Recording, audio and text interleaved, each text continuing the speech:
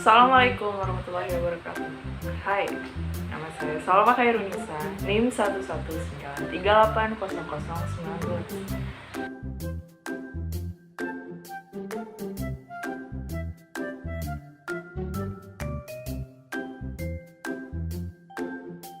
Ketika ada seorang investor yang mempercayai modal kepada perusahaan saya yang bergerak dalam bidang rumah produksi senilai 10 juta rupiah, hal apa saja yang bisa saya lakukan dalam 10 juta rupiah dalam kurun waktu 3 bulan ini? Di bulan pertama, saya akan membeli PC atau komputer yang akan digunakan oleh karyawan saya. Nah, dalam perusahaan saya tadi memiliki kriteria 1 orang tenaga terampil dan 2 orang magang lulusan SMK. Dari 1 orang yang bertenaga terampil ini akan saya maksimalkan dengan memberikan fasilitas PC untuk kinerja dia. 1 PC ini seharga 5 juta, artinya masih ada 5 juta sisa dari uang investor. 1 juta lagi dibelikan untuk kebutuhan lighting. Kemudian 3 juta untuk pembelian kamera, 200 untuk pembelian meja produksi, meja studio, 200 lagi dibelikan untuk penggunaan beberapa properti, sehingga masih ada sisa 600. Pada bulan kedua, sisa 600 dari modal yang telah diberikan ini akan saya gunakan untuk kebutuhan promosi dalam sosial media, promosi fisik seperti baliho dan lain sebagainya.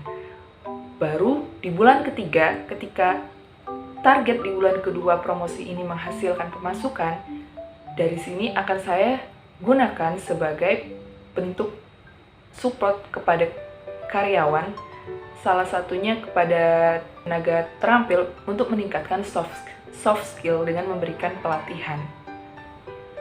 Dari kebutuhan-kebutuhan yang sudah saya paparkan tadi, saya memiliki ruang untuk bekerja ukuran 5x10 meter. Maka dari itu, untuk memaksimalkan kinerja dan kebutuhan yang minim, mungkin bisa saya mulai dengan penataan interior seefisien dan seefektif mungkin untuk karyawan dan kinerja perusahaan saya. Lalu, apa saja yang bisa saya lakukan untuk memaksimalkan sumber daya manusia, modal, dan ruangan yang saya miliki? Untuk peningkatan sumber daya manusia, saya bisa melakukan penerapan usaha yang sudah saya terapkan di 2 bulan pertama, yaitu memberikan pelatihan kepada karyawan-karyawan saya. Nah, untuk pelatihan ini bisa saya schedule atau saya jadwalkan dalam kurun waktu tertentu sesuai kebutuhan karyawan saya. Karena dalam seiring waktu, skill juga harus ditingkatkan dengan waktu yang cepat. Maka dari itu, dengan berjalannya waktu yang cepat dan kebutuhan yang mendesak, karyawan saya harus bisa menyesuaikan skill mereka dengan meningkatkannya. Kemudian untuk modal, dalam beberapa waktu saya harus mentargetkan pemasukan menjadi lebih banyak lagi. Modal tidak hanya datang daripada investor, tetapi salah satunya untuk mendapatkan modal harus bisa menggait dan menarik hati kepada para investor dengan menunjukkan bahwa perusahaan saya bisa berjalan dan mempercayai mereka untuk memberikan modal kepada perusahaan saya lagi.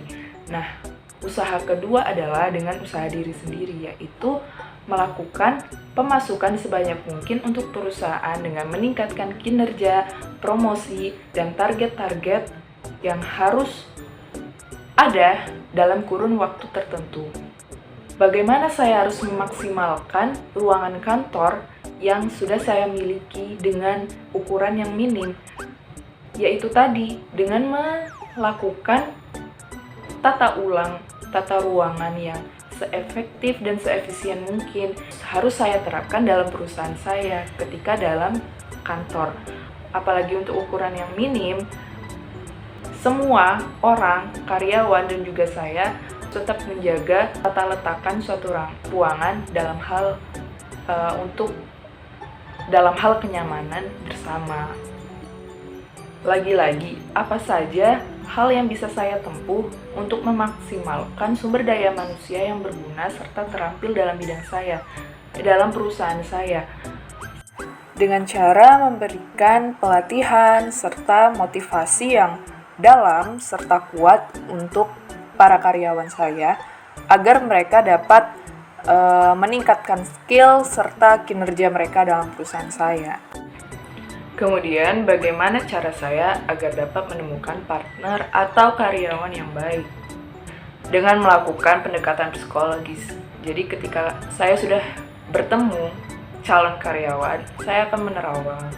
Saya akan melihat bagaimana karakter dia, bagaimana psikologis dia, cocok atau tidaknya ketika bekerja dengan saya. Karena walaupun dia memiliki skill dan kemampuan yang lebih, tapi memiliki karakter yang sangat bertolak belakang dengan saya, itu hanya akan menimbulkan keretakan dalam hubungan dalam perusahaan. Lalu, bagaimana sih strategi yang dapat saya terapkan untuk menggait para konsumen, setidaknya 10.000 konsumen dalam perusahaan saya dalam kurun waktu 1 bulan. Salah satu cara yang paling mudah adalah dengan melakukan promosi sebanyak mungkin, tapi ini memakan biaya dan waktu yang lebih lagi. Dalam beberapa pengalaman, saya melihat beberapa mahasiswa dan pelajar banyak yang mendapatkan tugas melakukan survei, melakukan penelitian terhadap perusahaan, terhadap UMKM atau usaha-usaha yang sedang digeluti dalam daerahnya. Nah, ini bisa dijadikan sebagai alat promosi terhadap perusahaan saya dengan menawarkan produk saya kepada beberapa pelajar dan mahasiswa yang sedang melakukan penelitian atau tugas tersebut. Nah, dari ini perusahaan saya tidak perlu mengeluarkan banyak effort biaya atau tenaga karena ini bisa dihitung sebagai promosi gratis. Lalu apa sih yang bisa saya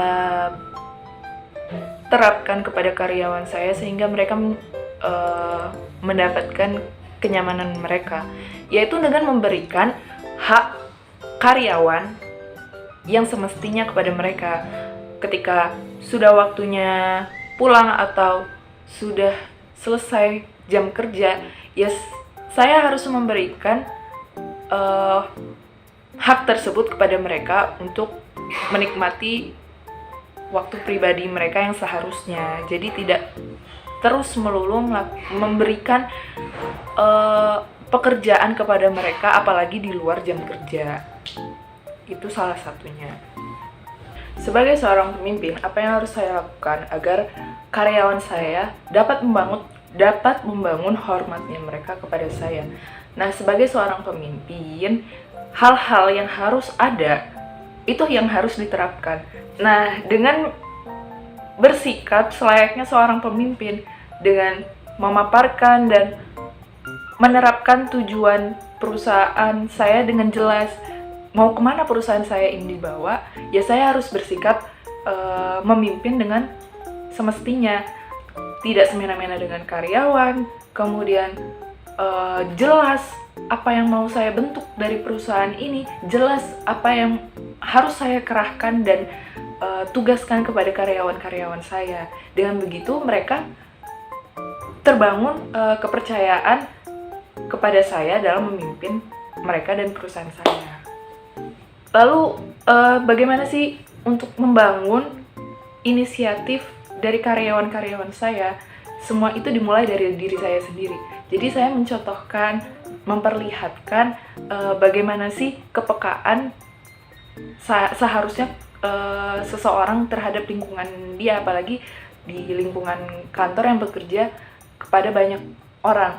Nah, dengan memperlihatkan hal tersebut, biasanya manusia akan timbul ketidakenakan dan kemudian mereka ikut menerapkan hal tersebut kepada diri mereka. Jika hal ini tidak kunjung ada, tidak kunjung terterapkan kepada para karyawan, sedangkan saya sudah memaksimalkannya pada diri saya sendiri, mungkin melakukan beberapa teguran secara verbal bahwa untuk beberapa hal mereka harus berlaku dengan inisiatif mereka sendiri. Untuk membangun loyalitas seorang karyawan kepada saya, sebagai seorang pemimpin, saya juga harus bersikap selayaknya partner mereka. Dengan begitu, mereka akan merasakan bahwa saya ini juga bisa menjadi teman kerja mereka, teman cerita mereka ketika di dalam kantor, teman partner mereka untuk berbagi keluh kesah tentang pekerjaan, atau bahkan mendiskusikan pekerjaan selayaknya mendiskusikan kepada partner kerja sendiri. Nah, dari situ tidak mengurangi hormat terhadap pemimpin, tetapi juga mereka tidak terlalu segan untuk bertanya atau bercerita kepada saya sebagai seorang pemimpin perusahaan. Kemudian ketika ada seorang karyawan yang melakukan kesalahan fatal yang merugikan perusahaan, namun dia memiliki rekam jejak yang baik. Nah, pemberlakuan hukum tetap ada dengan melakukan keadilan yang semestinya agar tidak ada kecemburuan sosial terhadap karyawan yang lain. Nah, dalam hal rekam jejak yang baik, saya tetap akan mempertahankan dia, tetapi akan ada mediasi dalam kurun beberapa waktu, seperti sekitar 1 bulan, untuk melakukan pembalikan kerugian terhadap perusahaan saya, dan dia pun harus bertanggung jawab dengan perbuatan dia. Bagaimana juga ketika ada seorang karyawan dalam perusahaan saya yang dia memiliki bad attitude atau karakter yang buruk, tapi dia memiliki skill yang lebih, skill yang menguntungkan bagi perusahaan. Ketika mediasi dan teguran tidak mempan, mau saya harus mempertahankan dia, tetapi mengurangi jam kerja dia dalam kantor. Jadi saya tetap menghandle dia di luar lingkungan kerja, dan itu untuk menumbuhkan kenyamanan bersama, terutama kepada teman-teman sejawatnya, teman-teman sekantornya, sehingga dalam lingkungan kantor sama-sama nyaman dan dia bisa bekerja dengan apa yang dia mau, tetapi tetap saya handle dari jauh. Apakah mengganti karyawan atau SDM itu baik? Menurut saya, ketika sebuah perusahaan sudah memiliki karyawan-karyawan yang kompeten, yang dirasa sudah memiliki chemistry satu sama lain, justru hal tersebut tidak perlu harus ada pergantian-pergantian yang terlalu sering. Ketika dibutuhkan itu, ya ketika seorang karyawan atau beberapa karyawan terpaksa harus keluar dan tidak bekerja lagi dengan perusahaan saya. Hal ini akan menyebabkan pemberlakuan adaptasi ulang, dan itu hanya akan memakan waktu dan energi yang banyak. Ketika sudah ada karyawan yang kompeten dan pas, harusnya itu dimaksimalkan untuk sebuah perusahaan. Nah, ketika timbul bahwasanya skill mereka menurun, lebih baik memberikan mereka pelatihan daripada mengganti orang baru, dan kita harus memahami karakter orang baru tersebut dari awal. Nah, itulah definisi bagaimana bayangan saya ketika memiliki sebuah perusahaan dan menghadapi orang-orang serta manajemen dalam perusahaan tersebut. Terima kasih, semoga dapat dipahami dan dapat diberlakukan juga kepada manajemen perusahaan kalian. Wassalamualaikum warahmatullahi wabarakatuh.